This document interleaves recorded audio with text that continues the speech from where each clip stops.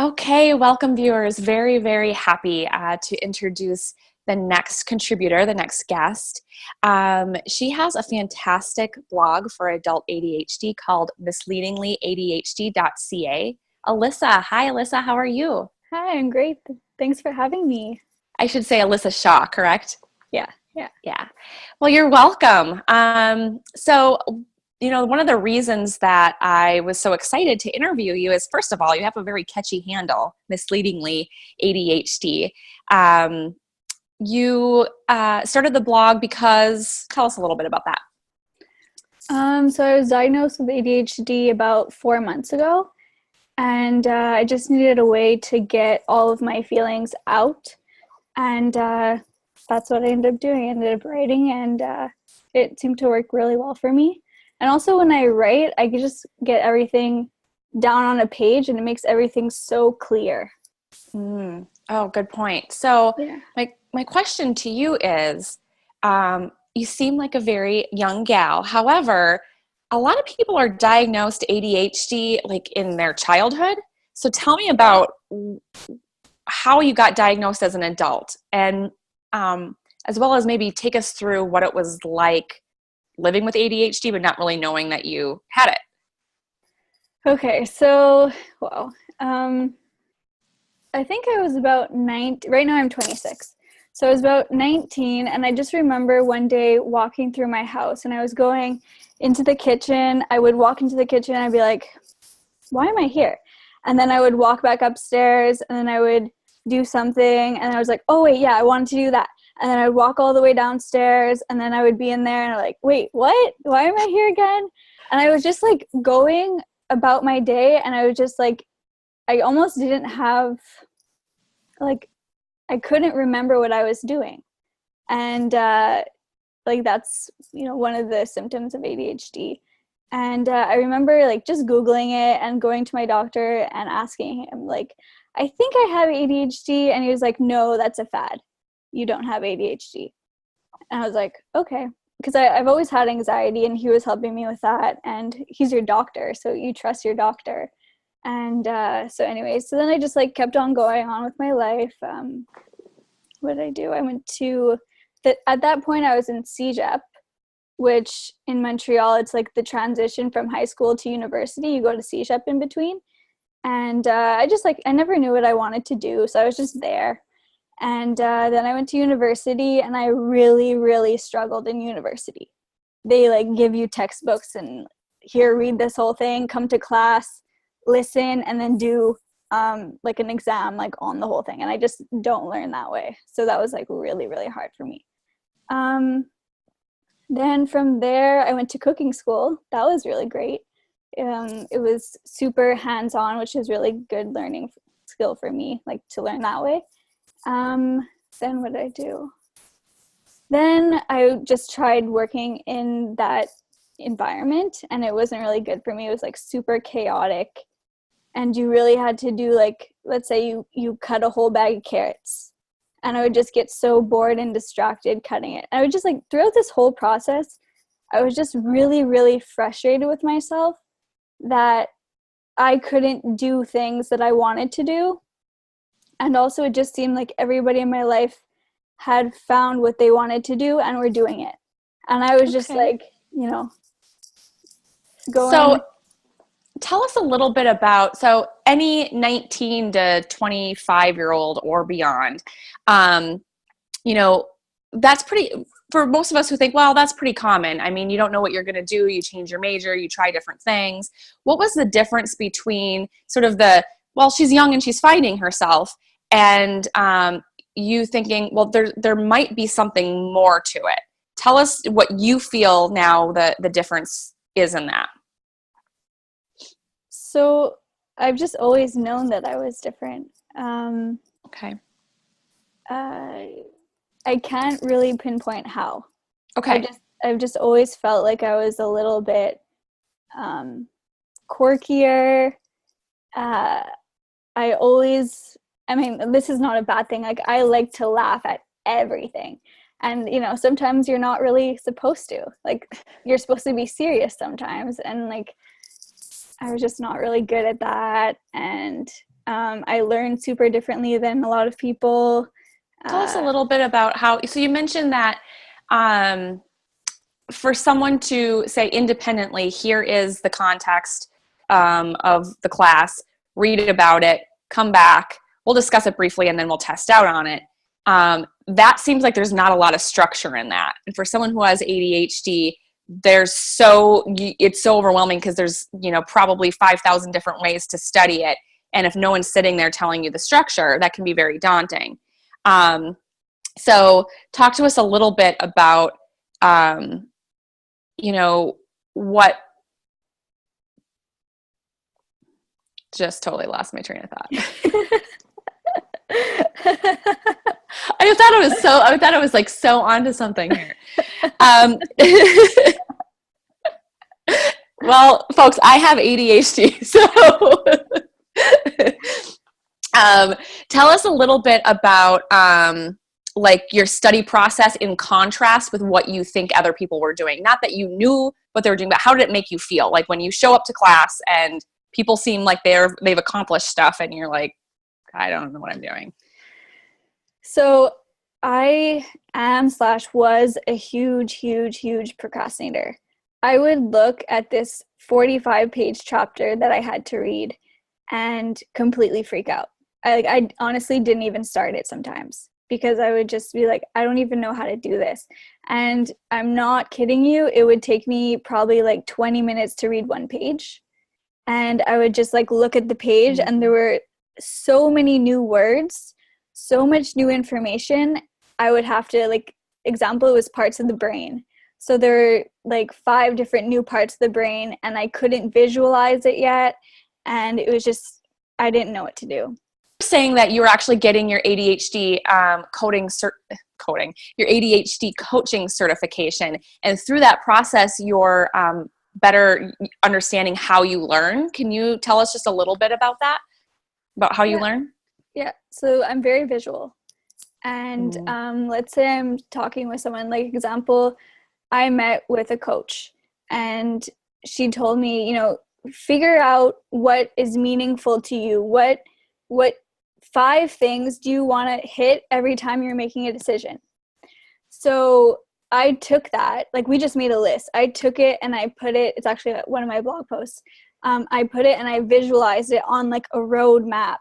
And then at the end of it, there's like a beaming sun. And then it would be like Alyssa's path, like what I needed to accomplish. Oh, that's actually quite profound. That's beautiful. Yeah. So that's how I learn. I always take things and visualize it. And yeah. I do have to share an example. I think the people who I interviewed can attest to this. I've edited it out, of course. But simple things for me, like last names, I'll add like a syllable onto because that resonates with me more. Or I'll say, I will look up their website. And so I'll say their entire website. And they'll say, oh, you know what? I changed that. And I'm like, but you don't understand. I visually saw your website. So you can't change it because I can't say it. And so they're like, no, just say this. And I'm like, but the auditory part, every time it would come out, it was always the way that I saw, the old way. And I'd have to be like, hang on a second. And I'd open up my laptop and have to type it in and see a visual in order for me to either remember or speak it. Craziness. I mean, that is absolutely crazy, but I just know that that's what I have to do. And it looks crazy. It looks like, I'm like, hang on, let me. So just a little tidbit about how important being visual really is to some people with ADHD. Okay, well, I'm liking this. So here you go. You get diagnosed. So you go to a doctor who says it's a fad, doesn't believe you. You seek out another avenue or some services, figure out that you have ADHD because you've always felt different. You didn't process things the same way. You're chasing your tail in your daily day. And then from all of the different colleges and majors that you've done at university and changes. And then just in 4 months, you're like, you know what? I'm going to get my coaching certification in this. Tell us about what you've been doing for those who have it in this short period of time, and why? Why are you spending so much time advocating for people who have ADHD? So I think it's also really important to point out that right before I was diagnosed, for about 3 months, I wasn't doing anything. Like, I was at my apartment binging Netflix because I was stuck. I had no idea what to do. My dad has his own company, so I would go sometimes, and it's very it's work that, like, you use your hands, no brain work at all, and it's just like repetitive tasks. So I'd listen to podcasts, and I got into listening to TED Talks, and I heard Jessica McCabe's Failing at Normal. Well, I saw it actually, and I just started like crying immediately, and I was like, oh my gosh, like that's me. And that's actually how I got diagnosed, from that video. And then I went to my psychologist, and then we figured it out together. But yeah, so I was really, really stuck. And then from there, I had no idea what to do. I was with my psychologist, and I was like, I need like a support group, or I need something where I don't feel alone, because I come home and I'm like with my family. They don't understand. I don't know what I need. My friends don't have ADHD. Like, I didn't know what to do. So I started a support group because there were none. It gives me goosebumps. Oh, yeah. So I did that. And how is your support group going? How is that? Is it building? You have quite a few people that are part of it? So we have around 8 people that come every week. And I think that's like the perfect number. But it's starting to grow. I'm getting a lot of well, we have a group on Facebook, and like every week we have a few more that join. People don't like to actually come. I don't know if they're just nervous or uncomfortable by it, but it's just nice to have that little community. Yeah. Well, I think these days, and I think it's a little bit unfortunate, everybody likes to kind of mask behind their computer screens and their phones and not really experience the true connection, which is really unfortunate, because there's a lot that can happen when you're face to face with people. Okay, so interesting. So talk about if you're aware of what someone with ADHD looks like when they're spiraling and they don't have a handle on it. And then what can ADHD, like, what are the benefits when you have it under control? What are some of the things that you can do that perhaps other people can't who don't have it? Okay, so what I experienced was I just felt like I wasn't as smart as everybody else. And by everybody else, I mean like my friends, my family, everything like that. I would be like having conversations, and I wouldn't be able to, like, my memory recall isn't that great. So I'd be like, oh yeah, and this day I went to this place, and then I can't remember the name of the place, and I just feel really, really dumb. Like, how can you not remember the name of the place that you're trying to tell a story about? Mental math I'm not very good at, so I feel kind of silly about that. Yeah, just like little things like getting lost, not like being able to get ready in the morning is really hard for me. It gives me a lot of anxiety if I have to be out of the door at a certain time, or I have to, like, I take a way longer to get ready than my friends. Like, when I used to go out, I used to get ready with my friends, and I would be like a good 10 minutes behind them. And like, so my friend would be like putting her jacket on, and I'm still putting on my makeup. And it's just like, it doesn't seem like a big deal, but when you put everything like that together, it's hard. Yeah. Yeah. Okay. So let's say, what does it look like from either your learnings or from yourself when you have it under control? What are some of the highlights or benefits of having ADHD? So my favorite part of having ADHD is that I am really creative and I think out of the box. Now, that doesn't usually fit alongside what other people's visions are. So they always look at me and go like, you're crazy. Why are you doing it? Why are you starting your own support group? Just join someone else's, or just, do something else. Why do you have to do it? I'm like, well, I want to, and this is going to be great. And it's something that I want for myself. And I always just like people move like this and I go like this. And I think it like freaks out my parents a lot because they're like, wow, you're like really diving into this. Just like take a step back and, breathe for a second. I'm like, nope, this is the way I do it. And I love that about myself. And it freaks people out, but that's okay. Yeah. So undiagnosed, or when you don't have a handle on it, it sounds like you were kind of, spinning your wheels and just not really doing much. And then feeling grounded and feeling like you have the ability, you know what it is now, and you can, make accommodations for it. Then someone with ADHD moves super quick. And if they're grounded, they can tend to make a lot of fast decisions and keep the momentum going if they need to. So yes, there's definitely, I maybe worded it incorrectly by saying what's so great about having it, but really anyone who lives with it, you don't want to suffer from it.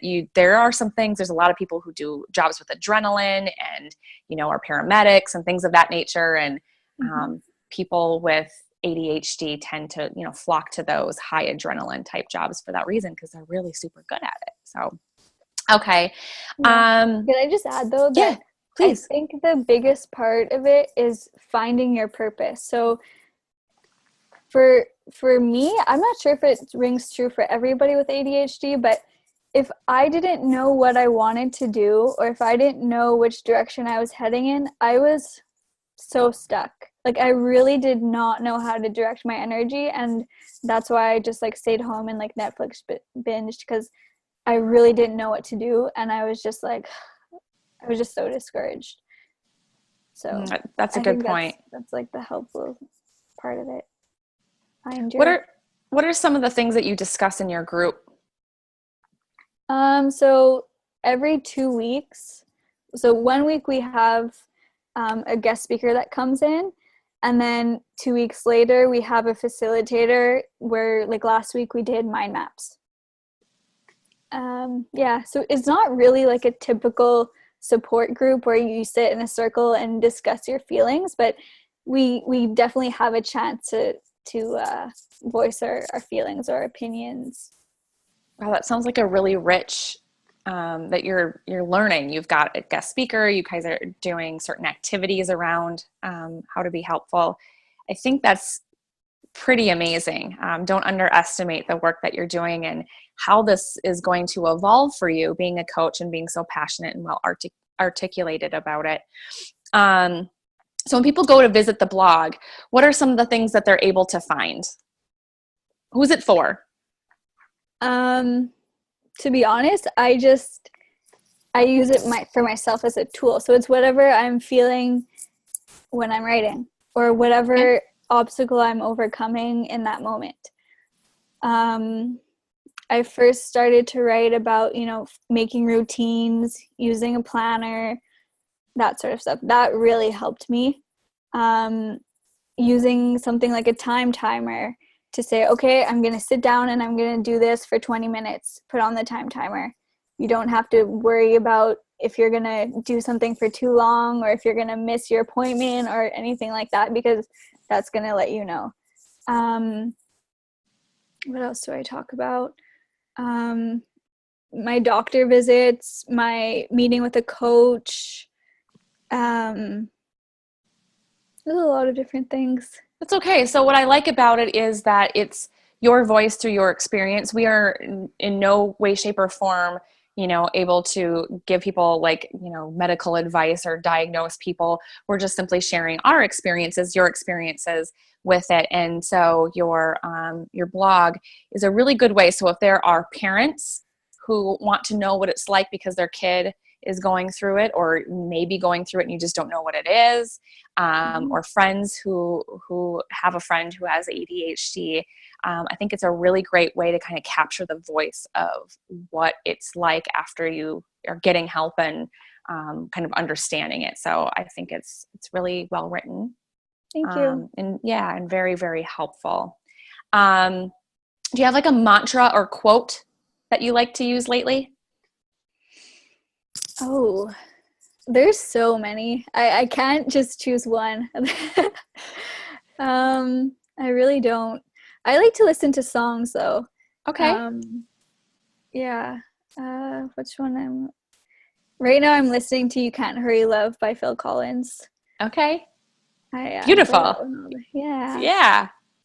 That's awesome. I haven't, we actually have a Spotify list for the conference that I'll include. So we'll Oh, add that into the list. We'll add your oh, song fun. in.